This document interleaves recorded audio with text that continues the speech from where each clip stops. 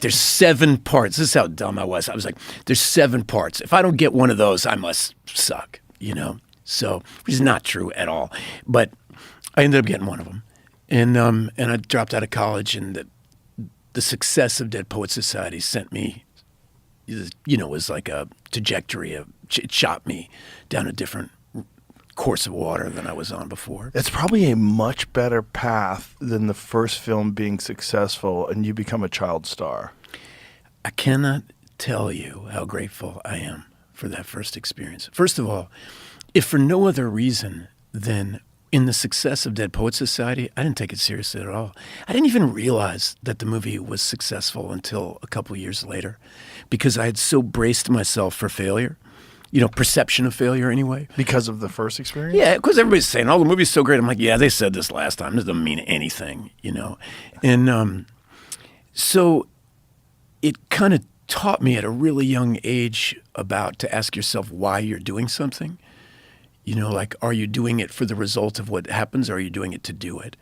And by coming back to acting a few years later, I was just fully braced for it not to go well, and it was still going to be worth it. And so I think it gave me a slight bit of ballast to handle the success of Dead Poets. You went into it for the enjoyment of doing it, rather than thinking I just you were going to be a yeah, star. I had no expectations, but I was certain I wasn't going to be a star. I was positive of it. I saw it as a way to make some money and maybe learn about writing and learn about film and a way to get out of college. Now, what happened is when I got there, I met all these other young men who were in love with acting. And that I started watching movies with them and talking about movies with them and seeing the light in their eyes.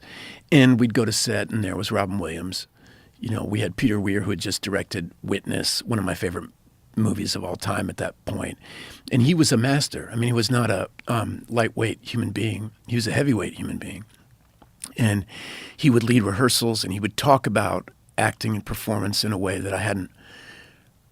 Well, you know, I heard people talk about it that way when we were doing St. Joan, when I was doing he talked about it like we were making art and like we were on a mission beyond success or failure. And it was an invitation to a lifestyle, a life commitment. And what I didn't